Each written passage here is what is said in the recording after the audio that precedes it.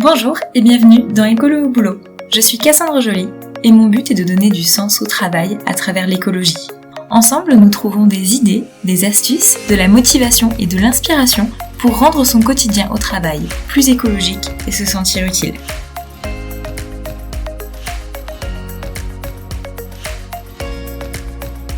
Après le premier épisode d'Écolo au boulot qui a présenté le podcast en général, on va commencer tranquillement avec un premier épisode qui présente des façons de soutenir les forêts tout en travaillant.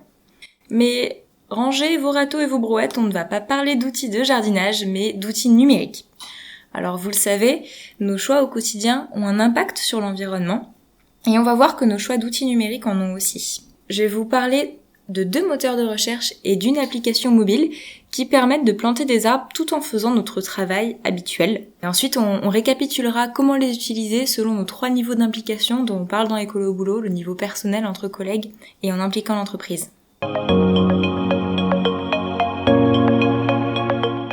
On va commencer avec les moteurs de recherche. Donc pour rappel, le moteur de recherche sur Internet le plus utilisé au monde, à 90%, c'est Google, mais il en existe beaucoup d'autres. Par exemple, vous avez peut-être Bing qui est installé par défaut sur votre PC, ou bien Opera. Voilà, c'est d'autres moteurs de recherche. Donc le premier moteur de recherche alternatif dont je voulais parler, c'est Ecosia. En installant un plugin en quelques minutes à partir de leur site internet, en fait, c'est plus Google qui s'affiche pour vos recherches internet, c'est Ecosia. Et ce qu'ils font, c'est qu'ils utilisent les revenus publicitaires qui sont générés par vos recherches. Donc c'est les liens sponsorisés en haut de votre page quand vous faites votre recherche. Les premiers qui sortent, c'est finalement des liens pour lesquels les sociétés vont payer. Et donc ces revenus publicitaires, ils alimentent une cagnotte qu'Ecosia utilise pour des projets de plantation d'arbres. Concrètement, toute la journée, vous faites vos recherches de sites internet, de numéros de téléphone, d'adresses, de formules sur Excel ou peu importe ce que vous recherchez au travail sur internet. Ça remplit une cagnotte qui permet ensuite à Ecosia de financer des projets de reforestation. Donc ça vous prend pas une seconde, vous n'avez pas à y penser une fois que le plugin est installé, ça fonctionne tout seul. Le ratio, c'est toutes les 45 recherches, Ecosia peut financer un arbre. Et quand on sait que chaque jour il y a plus de 3 milliards de requêtes sur Google, je vous laisse faire le calcul du nombre d'arbres plantés. Je voulais aussi vous parler d'un autre moteur de recherche qui, cocorico, est français. Et c'est Lilo. Il a le même fonctionnement qu'Ecosia. Il utilise les revenus publicitaires qui sont générés par vos recherches pour alimenter une cagnotte. À chaque recherche effectuée, vous générez ce qu'ils appellent une goutte, comme vous connaissez l'adage, les petites gouttes font les grandes rivières, ou quelque chose comme ça. Et donc vos gouttes se transforment en euros avec Lilo. Donc sauf que ces euros, vous les récupérez pas pour vous-même, mais vous pouvez les reverser à une association de votre choix. Donc vos recherches, elles peuvent financer des clowns dans les hôpitaux, des repas pour des personnes en situation de précarité. Et moi personnellement, j'ai décidé que mes gouttes, elles financeraient l'ONG Envol Vert qui fait de la reforestation, mais aussi de la conservation de forêts en France, en Amérique latine. Donc voilà, mes gouttes Lilo de mes recherches sur internet, elles soutiennent une association qui plante des arbres. Et en plus, ces moteurs de recherche, ils compensent aussi les émissions de gaz à effet de serre qui sont issues elles-mêmes de nos recherches qui font des requêtes sur des serveurs qui consomment de l'énergie, etc. Voilà pour la partie moteur de recherche. Je voulais aussi vous parler d'une application. Je l'utilise à la base pour sa fonction, pour se concentrer. Donc c'est une application qui s'appelle Forest, comme une forêt en anglais. Donc le principe, c'est que vous décidez combien de temps vous voulez rester concentré sur votre tâche ou votre activité. Vous démarrez un compte à rebours et une graine virtuelle se plante. À la fin du temps écoulé, la graine devient un arbre ou un arbuste. Sauf si vous touchez à votre téléphone portable pour consulter une notification, un mail, peu importe. Dans ce cas-là, votre arbre meurt instantanément, foudroyé. Bon, c'est clairement de la gamification pour vous obliger à rester concentré. Pour chaque arbre vivant que vous arrivez à planter, récoltez des pièces qui sont tout aussi virtuelles que l'arbre, avec lesquelles on peut acheter des petites options sur l'application.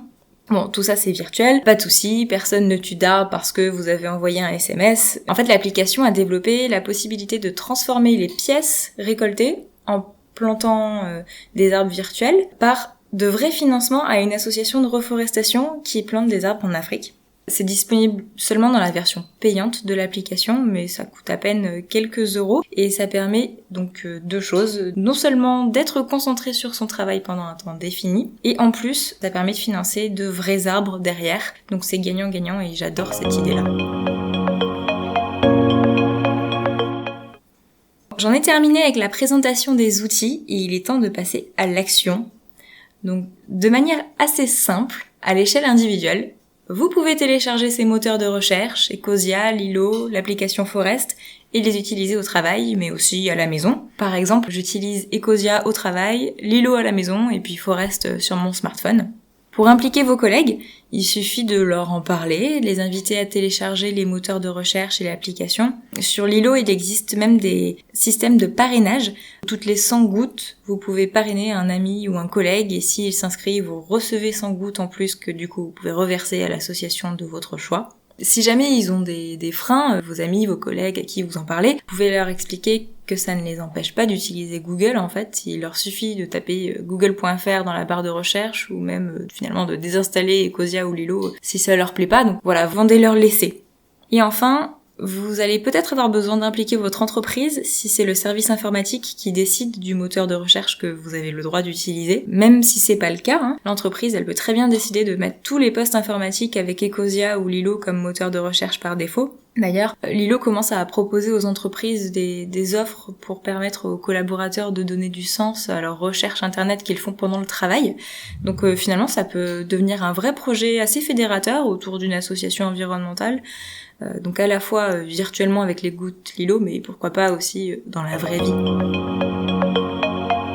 Bon voilà, c'est ainsi qu'on conclut cet épisode pour planter des arbres en travaillant et sans se salir les mains. J'espère que ça vous inspire, que vous souhaitez vous lancer sur ce sujet, si ce n'est pas déjà fait, et que vous allez convertir vos collègues et l'ensemble de votre entreprise. De mon côté, pour vous donner un petit retour d'expérience, j'ai parlé de Lilo et d'Ecosia à mes collègues, et il y en a plusieurs qui l'ont installé sur leur poste informatique et qui ont trouvé ça super cool. Ils l'ont très bien reçu, donc voilà, c'est facile, ça leur fait plaisir à eux, n'hésitez pas. Merci de m'avoir écouté jusqu'ici. Si vous vous sentez inspiré ou que vous voulez partager votre expérience sur ce sujet, n'hésitez pas à laisser un commentaire sur votre plateforme d'écoute. Vous trouverez dans les notes de l'épisode les liens vers Ecosia, Lilo et Forest. Je suis pas du tout sponsorisée, je vous en parle parce que je trouve juste que ce sont de bonnes initiatives. Dans les notes, vous trouverez aussi mon adresse mail, toujours à disposition pour recueillir vos remarques et vos témoignages. Merci infiniment pour votre écoute et à bientôt pour de nouvelles idées écolo au boulot.